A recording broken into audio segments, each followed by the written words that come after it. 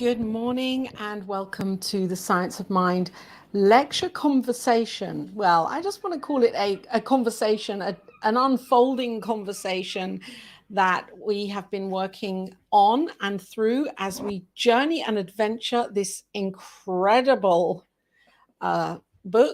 textbook, which really is a philosophy, a faith, and a way of life.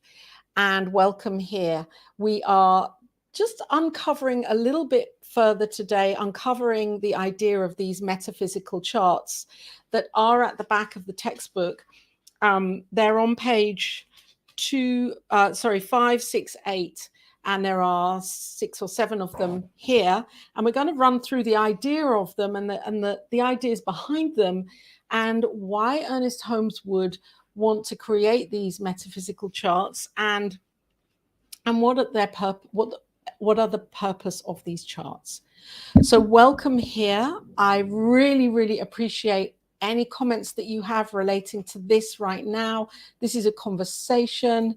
It's an unraveling. It's an opportunity for us to go deeper into these charts and the meanings of certain terminologies that Ernest Holmes used and picked up on and relied upon for his own way of teaching and his own understanding of God and divinity and who we are as this and what is our place in this arena of God. It's a big topic, and this book has taken us all these months to be working through, and we really scratch the surface each time that a certain chapter or area is entered into. And that's what I want to do right now with these charts. So I've pulled up the charts here just to bring them into awareness. I'm just going to flick through them. So if you're watching right now, you can see them. Welcome here. They start on page 568 in the textbook. And this is the first one. It's coming up, should be coming up right now. And they do run, he numbers them. So for me, this numbering would kind of mean, there is an order to them. And yet, I also believe that they can be definitely delved into individually so that we can gain an understanding of one at a time. Is the last one coming up here? There is another one as well that I couldn't even get here, but this is the last one here. And as you'll see, he's created these charts as good morning, Roy. Sorry, that just popped up there in the middle of my sentence. Good morning from Fort Morgan, Colorado. Great to be with you here today, Roy. You're welcome to join in this conversation, unfolding, unraveling of these metaphysical charts. And if you have the textbook with you, then that's great too. We're going to begin with the first one. So as you can see, he's created all of these with the wording inside a circle. For me, this just brings together the idea that everything is perfect, whole, and complete as it is right now. And it might look like, the circle kind of identifies that there's something outside of that circle, because when they're here in the book, these charts, it can look like, everything's within the circle and there's something outside of the circle maybe. However, this is not the case. We know that by reading his teachings and understanding and delving in, that there really is, at the center is everywhere and there's no circumference. So that line, that circular line, I know and I believe does not donate here that he's saying, there's something outside of this. What he's saying is that this is complete as it is. There's no more that can be added or needs to be added or taken away. This is whole and complete.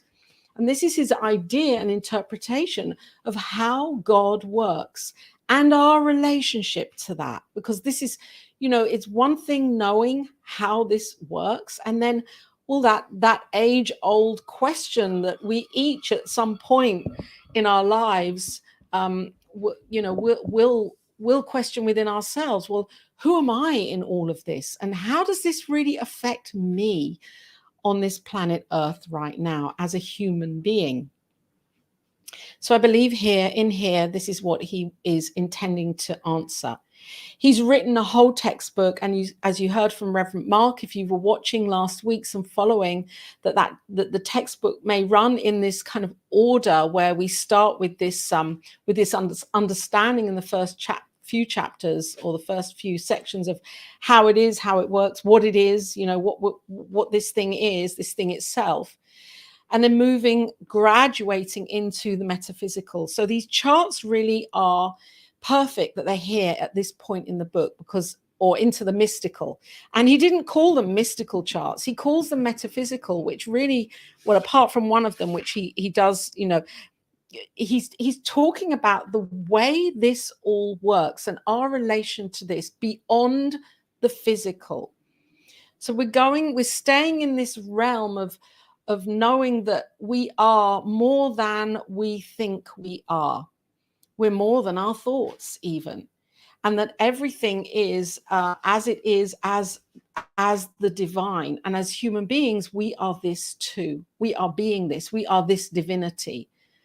So these charts are a guide for us to, if we... And the one thing I wanted to just say here is that if you kind of look back over time, through the ages, through the religions, the philosophies, the spiritual understandings and concepts in many different ways, with many different faiths and religions, going back years and years, there is always this idea of charts.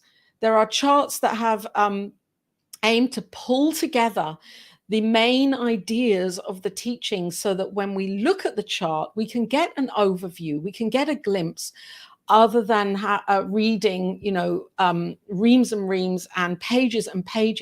We can look at the charts and say, okay, this is the basis of this philosophy, and this is what he's done.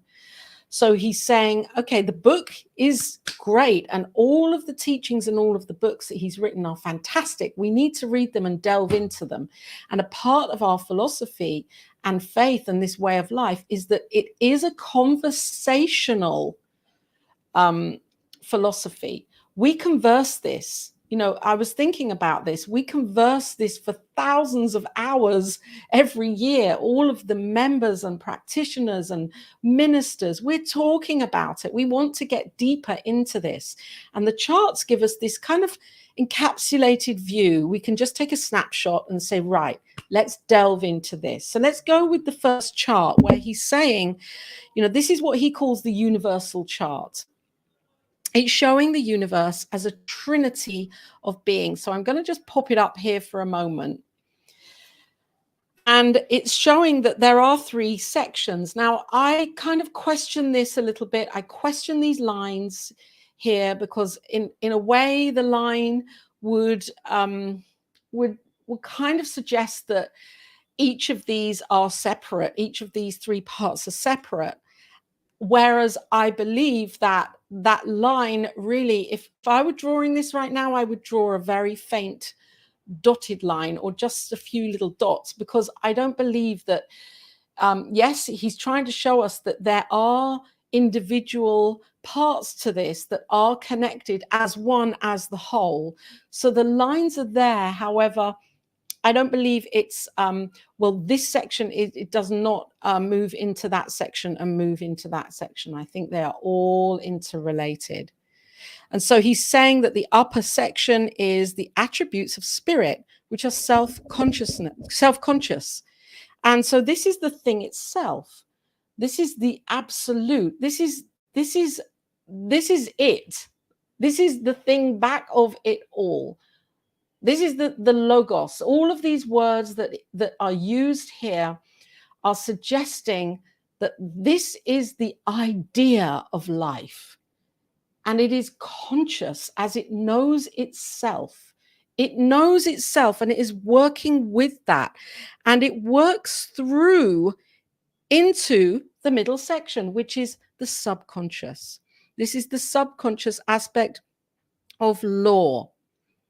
And this goes down into the last, or the final part here, or the part where these thoughts materialize. So if we look at these three, we can say they're not alone, they're not silos, they work, it works together. This is his idea of how thought works. It is a thought first in the mind of God. And so spirit thought itself into creation. It knows itself. It's the first cause, and it has this idea of who it is. It is conscious. So if we take this and kind of look at how creation this maybe is the chart of the creation story. I'm just feeling into this as I'm saying this. This is his idea of the creation story, that this thing, this ineffable essence, at one time when there may have been and there is no beginning here. It's just that this thing came into being, knew itself, and evolved itself as an idea. And here we have this idea of life itself being materialized. And the body of this would be, the universe, the stars, the suns, the stratospheres, the galaxies, the multiverses. It's infinite. We cannot define it and say it ends somewhere and it stops somewhere and it will stop evolving somewhere, because the nature of all of this is infinite. And so this, I believe, this very first one is Ernest Holmes outlining creation. There was this thing, this ineffable essence, the thing itself that knows itself, that has an idea of itself, that is bringing this idea as love, as law, into materialism, into the material world. So this middle section here is the subjective, where this thing knows itself and it creates itself impersonally. It is the law. It is the creative part. So it's this part that works as spirit, if you like, because spirit, this is where it can get a little bit, I think, murky or confusing at times, where we think, well, how can God be love and law? Two things are really, it's one thing together. It's almost like it's not oil and water. It's not oil and water. It's more like it's just one thing. It's the knowing and the flowing working together, the spirit and soul together. They cannot be separated in any way. And yet there are functionalities in within this where spirit will there will be this conscious thought and this subconscious idea, this of law, that the law, which is as spirit, as God, will enact on that and bring it into the material, into the world of form. And there we have the material effect, which is that lower part here. So the world, the planet, the stars, the megaverses, they came into being as an idea. And it's good. It's life expressing and coming through. It's an evolutionary idea of thought. So this first chart is really interesting, because I think there are certain words in here that I really like. Some of those include, a few of them, purposefulness.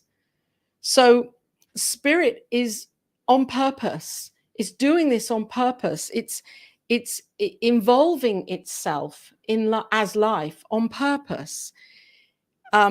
And the conscious mind, it has the ability to know what it wishes to express and the power to express it. So there is a purpose in this, to bring life forwards. And spirit knows this. God knows this. So the other words are terms that he uses here are, for example, self-propelling. That spirit must be its own power, its own motive power. To suppose that spirit had to go somewhere to get any energy, how could it? Because there's nothing outside of it. It is the thing itself.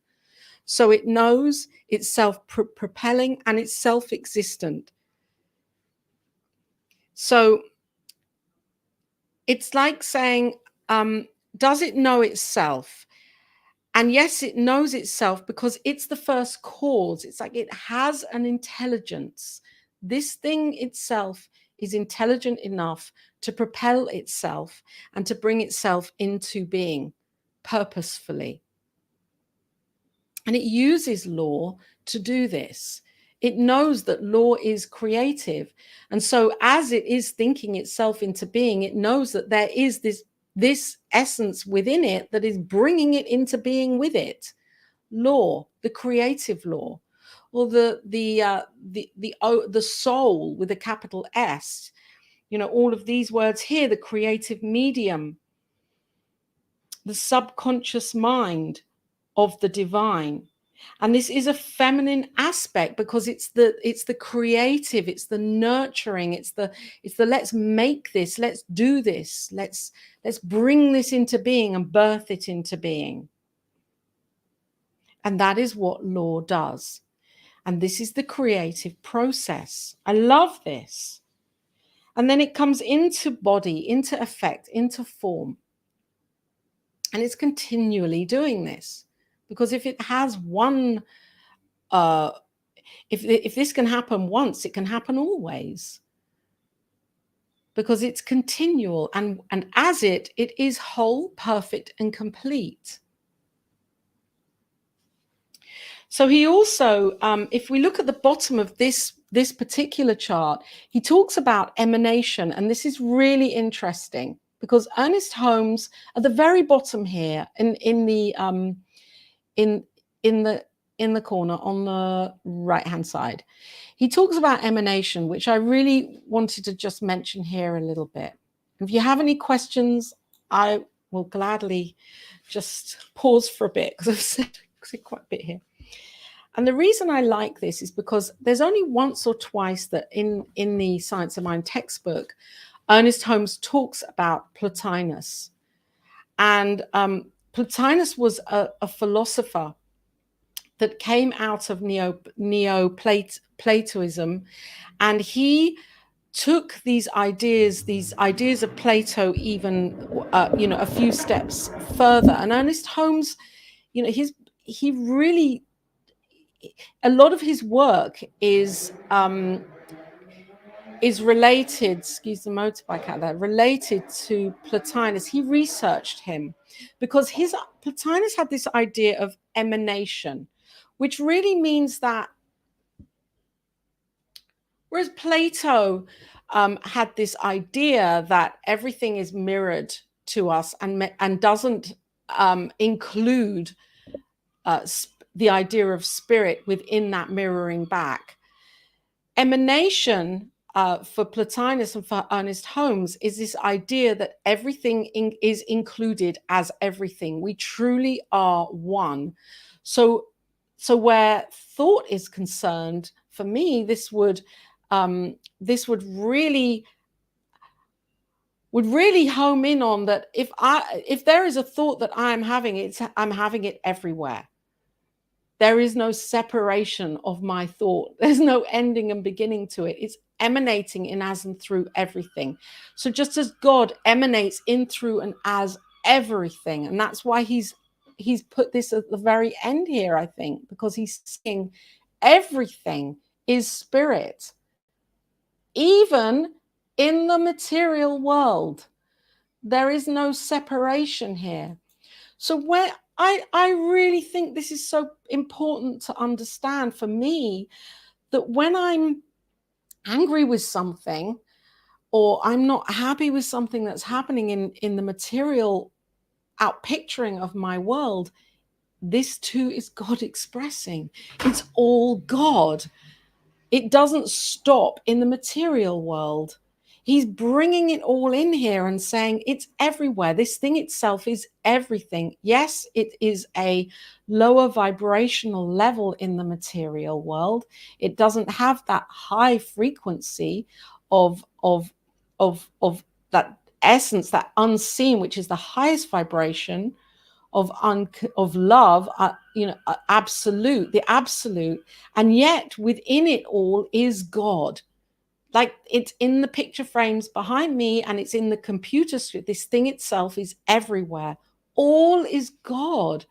So we're being really, truly invited here to love it all and to find the good in all of it, because we're too quick to want to not like this or judge that or not love that or not accept this part of our lives and get angry or judgmental with people and situations.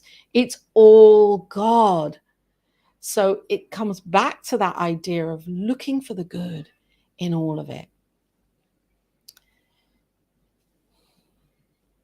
And how do we do this? I was looking back through a few class notes for this particular for this right here, right now. How do we live in the knowing that it is all God, and how do we be this for our own lives? Well, we, I was looking back at a class that was from last year around Ernest Holmes, that we observe, we commune, we listen, we open our hearts with kindness, we have empathy, we're aware, we monitor our words, what we say, the negativity or not. We know what we want. We become purposeful ourselves, and we take dominion. And if you listen to last week to Reverend Mark, when he was talking about that, the coming out of that idea of victim consciousness or victim living and being as God, as the divine. And we'll go on to this a little bit more in the next chart. This coming away from the sense of victim, being the victim, that we are God. God is in, as, and through us, emanating in, through us, as us, right now. So what does that mean for me? It means loving and accepting myself as I am. Good morning, Wayne. Welcome. Haven't seen you around here for a while, so good morning to you. And you've popped in at the right place. We're looking through the metaphysical charts that Ernest Holmes has created for us at the back of the textbook. Now, there are 7 of these charts here in the textbook, and I had a book which I was really searching for because I thought it would be perfect for this. I had it for years and years and years, and it was a book that was a collection of the metaphysical charts, and I couldn't find it. I can't find it. I think it's at my parents' house. There is a book out there, and it's the Metaphysical Charts of Ernest Holmes, and there are many of them. There are many of them. So I just imagine, I heard these stories of Ernest Holmes sitting on his bed, writing out certain parts of the textbook on the back of the cardboard sheets that would go into his shirts that had just come back from the dry cleaners or wherever. Writing, I had this idea that he was just kind of scrawling on serviettes, on paper serviettes, all of these charts, and kind of his mind was just going, okay, let's look at it from this perspective and that perspective, and let's get these different ideas of the metaphysical, the beyond the physical, of the nature of life. And we come to this second one here, and we may not have time for all of them today. And this second one, I really, is really important because again, he's talking about the spirit, God. He hasn't yet come into humanity, and he's showing us that there is a law, there is an order. There is an order. We are religious science. As a faith, a philosophy, and a way of life. And so as religious scientists, we cannot say that there isn't an order to this and how this would happen. It's not random. And he's kind of really impelling here that we take away any sense of randomness of how life would have come into being. He's still in this creative idea of creation, how spirit comes into being, how God materializes itself. And we can see here that we have the universal spirit there at the top coming down into the creative law, subjectivity, which is the subconscious, it hasn't, that's the part that is the that is not we're not aware of in our conscious mind. It's subjective. And then this comes into particularization, and we can see this V sign here. Spirit is descending down, and there is unity and wholeness in this, because as spirit comes down and materializes itself and manifests itself into form, that form will return back to that nothingness, no thingness. And so this is a cycle. This is an evolutionary process, and there is no beginning and no ending of it. And I love this idea of the circle around here, because I think that for me, what this feels like is that as spirit is coming into form and involving itself and evolving and going back into the nothingness, that it will do this at higher and greater degrees and levels. And as we co-create with this and open up to this, we can perceive this and feel this and experience this in deeper ways. So he's saying here, it's not that there's a process, it's just this is how it happens. The chart shows first that the universal spirit, then the universal soul or subjectivity, which is the medium of all thought, power and action, then the particularization or manifestation of spirit. This is the law in motion. This is the order of how things happen, how creation happens. So there was another part that I just wanted to say, which I think is really powerful before I go on here. Or let me just continue with this. The point drawn down through the center symbolizes the descent of spirit into matter or form. It's necessary that spirit can be manifested in order to express itself. So it wants to know itself. And the word unity on the descending line shows that all comes from the one. It is one, experiencing itself as form. And it all comes from the one. There is no separation in here. So as he's creating these charts, I'm reading through it and thinking, okay, where is this going? So what does this mean? And then I'm researching this and looking into these even more. And then I can see that the third chart is almost, he's mimicked the first chart. I mean, this is what he did with the core concepts. There was this idea of how it happens universally, and then how life, the concept universally, and then the concept within ourselves as a human being. So he then shifts into, well, this is how it's happening. This is how life is working, creating itself momentarily by momentarily in the now, knowing purposefully, self-propelling, as the idea coming into form. Okay, so this is happening. Well, who am I and why am I here? And who are you and who are each of us and why are we here?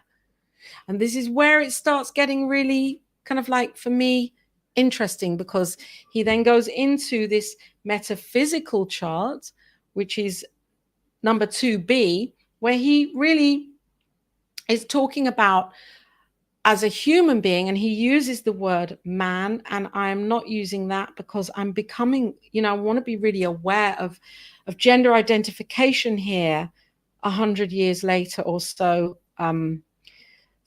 book, but just how, as a human being, how we enact with this. What is our part in all of this?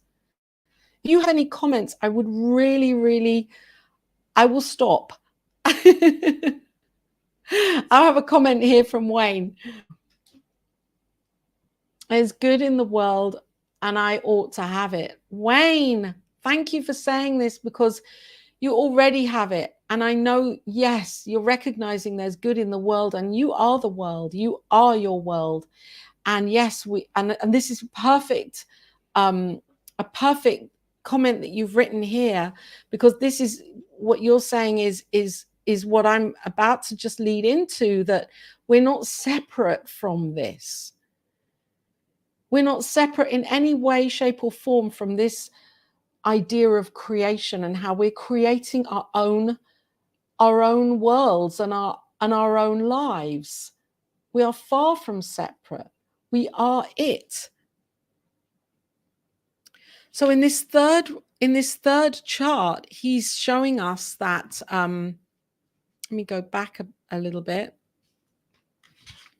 As a human, he's showing us that how we interact with the whole is subject to the law of our own being. So if the meaning of this chart is carefully studied, it would be made plain that human beings think consciously, and that this conscious thought becomes the law of our own lives. So here he's bringing us into this idea of creating our own lives. We are our own creative process, because God is in, as, and through everything, as we've been, talking about, or as I've been talking on in the last couple of charts here, that it is God as everything, as this idea of all of it. And here we are as this too. So we take responsibility for what it is that we are purposefully putting our attention and our focus on to bring into our experience.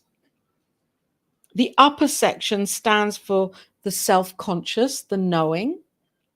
The middle section is the subconscious, and the lower section stands for the human being as they appear in the flesh and the conditions of our lives. So this is really interesting, because we can say here that we have a conscious mind, and that conscious mind, this conscious mind is our opening. When we're visioning, when we're in the visioning process, where am I going here? When we're in the visioning process, we're opening up in a conscious mind to that greater idea of the infinite, of the divine, the idea of the whisper, the intelligence. We're being open for our next step, our next move. We're listening. We're attuning to the idea of spirit.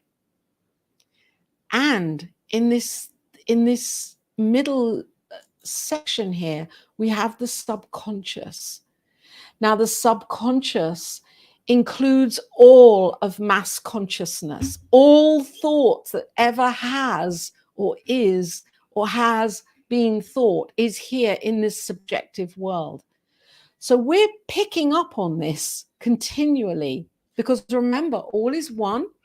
We cannot be separate from those thoughts that are held and stored in the storehouse of thoughts, the great storehouse, which includes everything that's ever been thought.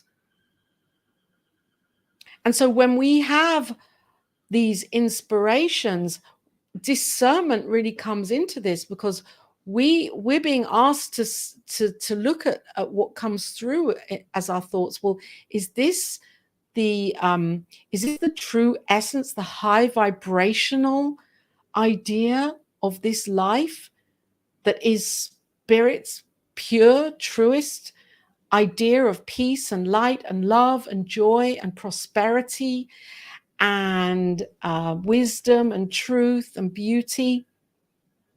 Or am I having thoughts at a lower frequency level that are not going to be supportive of these things, that are not going to bring my life forwards, that are not going to align me with We're serving in a way or showing up in a way that is good for all and everyone, where goodness is coming through in a really powerful and dynamic way. So we're being asked to be discerning here of our thoughts, because whatever it is that we're thinking and feeling and taking action on will come into our material world of form. It will be our experience. Because how can it not be? Because if this is how, as we've seen in the first chart, he's guiding us through this here. If this is how creation happens, and I am this, and I am it, and this is in, as, and through me, then I am also creating in the same way. It's the macrocosm and the microcosm. Just going to take a little breather here. I think there have been a couple of comments. Thank you, Roy. Let's tune in here. Because of all the absurdities in the world, like from traditional Christianity and right-wing politics, it's hard to find good in them.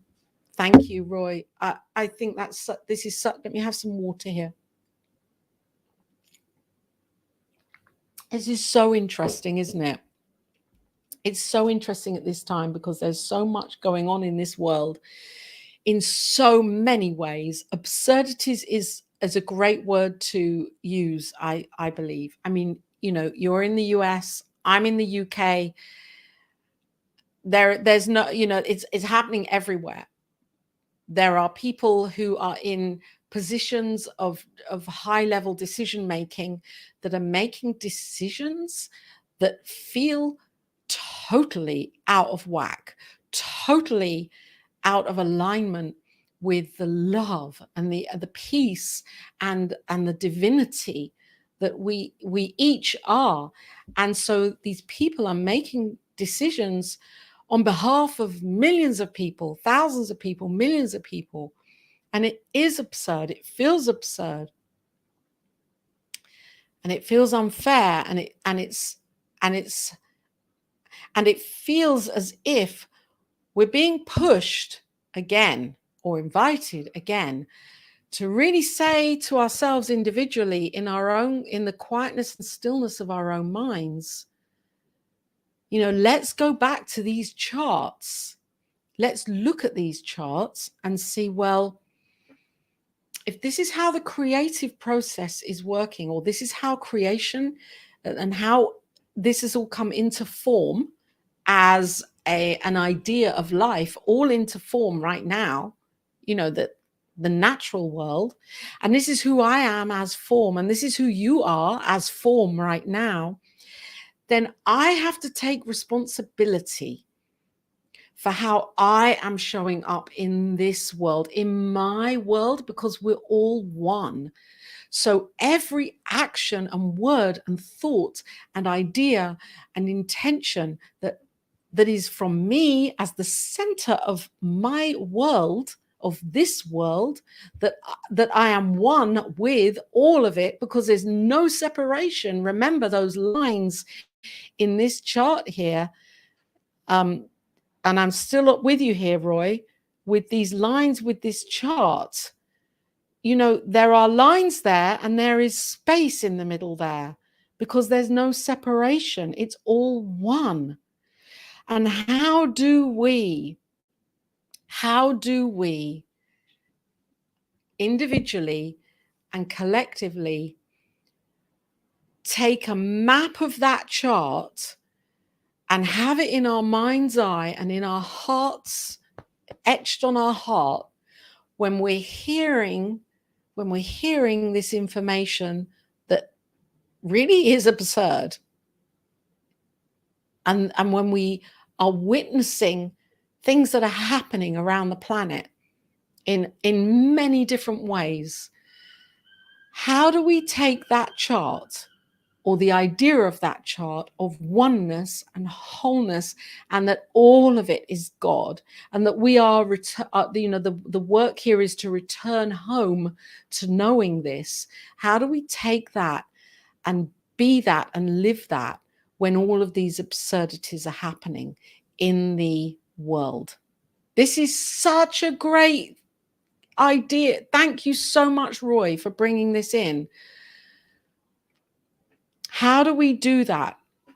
And I believe we are doing this. We are doing this as people who are interested in this. We are doing this. We are not taking no for an answer. We are doing this. We're standing for something.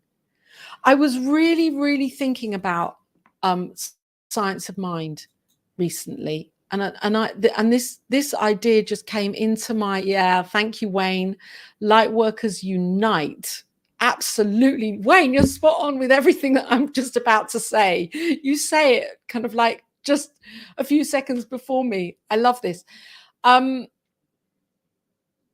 was really thinking about this. You know, my birth family of origin religion is Judaism. I was brought up in a Jewish household, traditional, kind of semi-orthodox, certainly not Hasidic or Lubavitch or ultra observant in any way whatsoever. And yet I'm an Ashkenazi Jew, which means that my family roots are Russia and Poland.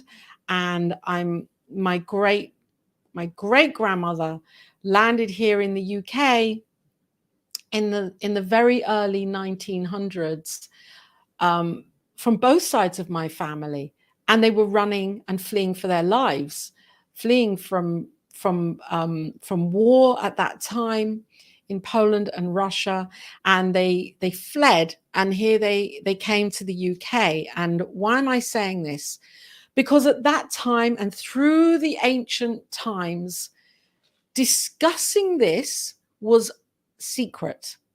You know, if we look at those early Greek philosophers, and if we look at the time of when Jesus was walking the planet, the master teacher Jesus, where he would, and there were groups of Judaic teachers that would gather together, known as the Essenes.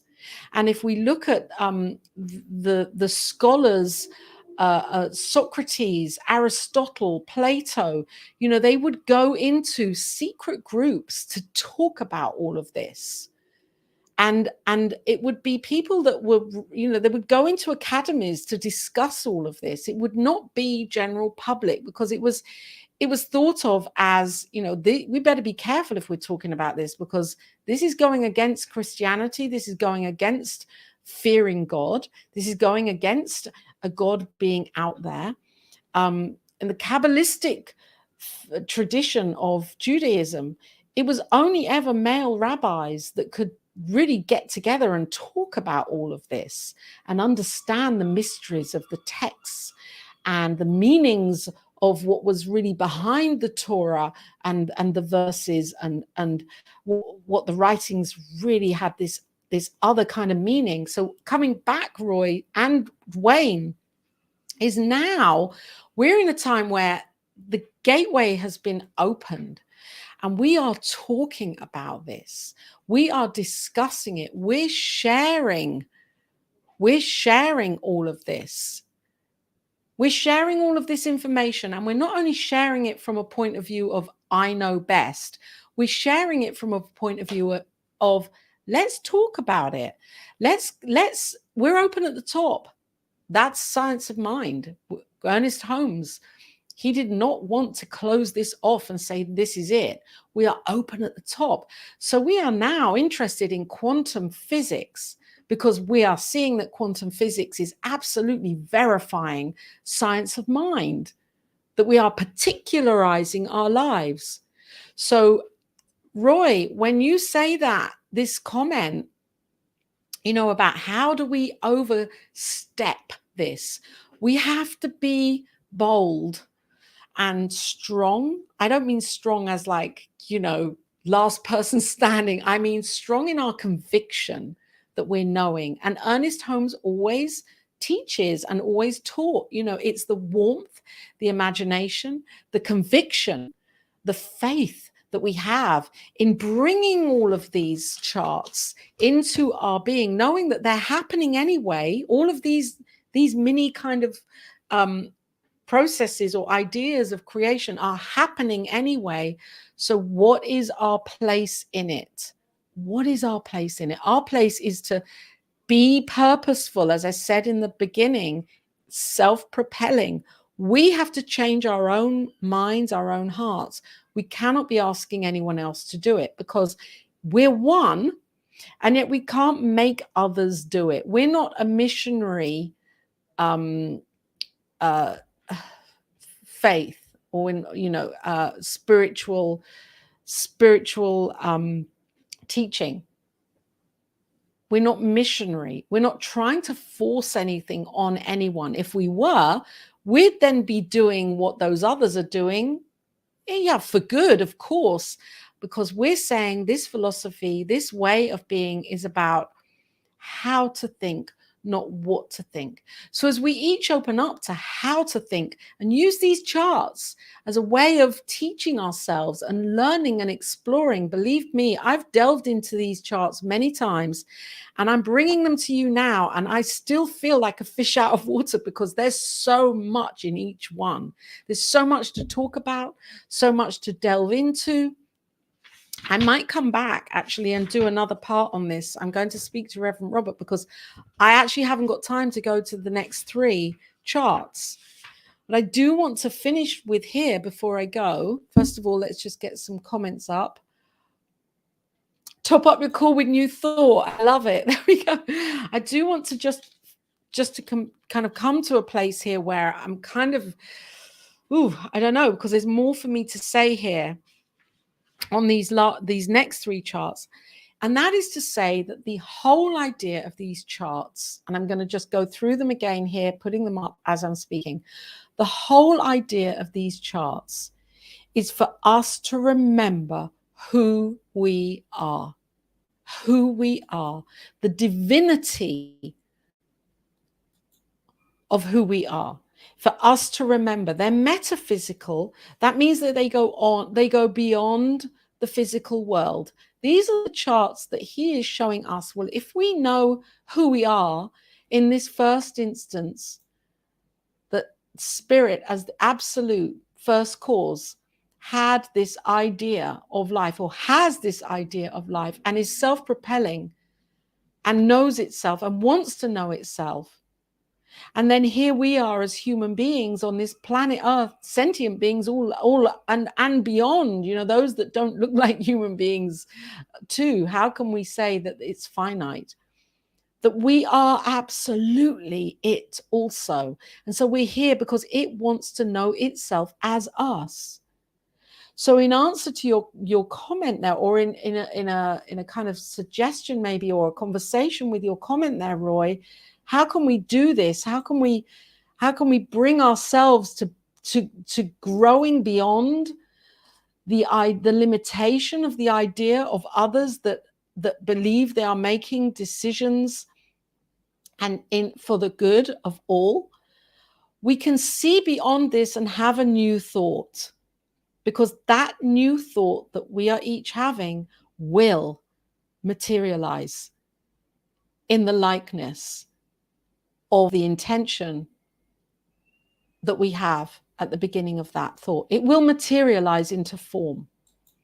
And this is why Ernest Holmes teaches us that we are to be responsible, we're to be aware, we're to take care, we're to know what we want, and we're to be that, and we're to use spiritual mind treatment. Because spiritual mind treatment, when we're using it, we are speaking from that place of the infinite. We're not speaking from the world of effect. We're speaking from the infinite. We're putting ourselves in that knowing that we are one as the one. And this emanation is us in form, and we are emanating. It's like a constant ripple, and it's coming back and around and back and around, and there's nothing outside of it. So as we have these thoughts of goodness and greatness and beauty and love and peace here, right now, in our own lives, that will materialize into our experience, and it will be a universal and collective experience. Let's come back to that original quote from the master teacher that is in Matthew, that Ernest Holmes quotes upon so often. It is done unto us, or you, as we believe. It is done unto us as we believe. So we can use these charts to see that there is a way that this happens, and we are a part of it. We are it. God is in, as, and through each of us. And as we take that responsibility with conviction and say yes to it, we can change our worlds. We can change our experience right here, right now. There's no waiting for it. We can do it here and now. And if you feel that you are slightly like, well, how do I get there? Do a spiritual mind treatment, because that will bring us back very, very rapidly if we really are doing the treatment from that place of conviction and knowing the truth of who we are and aligning with that. Blessings to you. And it's been great being here and sharing all of this today. I'm just going to put up another comment here from Wayne. Teachings of New Thought, outpicturing, absolutely. Thank you for sharing this, Wayne. We are outpicturing our own thoughts, our own feelings, our own intentions, our own attitudes. The atmosphere of our whole being is being outpictured and emanating as our experience as God. And thank you for being here. I know there's more here on New Thought Media Network today. The network is always here, bringing out programs, shows, broadcasts. We are in Geneva at the moment. Reverend Robert is there, putting the conference, the Geneva CSL conference, out online. And Celebrating Your Soul is happening also. I know that Diego and Michael are there. So we are doing many beautiful things around the planet. I'm going to put up our donate button just because, if I can find it, donate at New Thought Media Network, where you can actually go to the website and see all of the great shows that are happening and the presenters and what we do. And there is a donate link on that website, which I cannot find the link for here, but I'm sure that you will find it if you go to ntmedia.org. Blessings and love to you. And remember, we are one. And so my intention is love always. And Wayne, you are here, yes, lighting the candle of spiritual knowledge. Flame on. Great, great, Wayne. We will be back next week with Science of Mind Conversation series. So stay tuned in for more.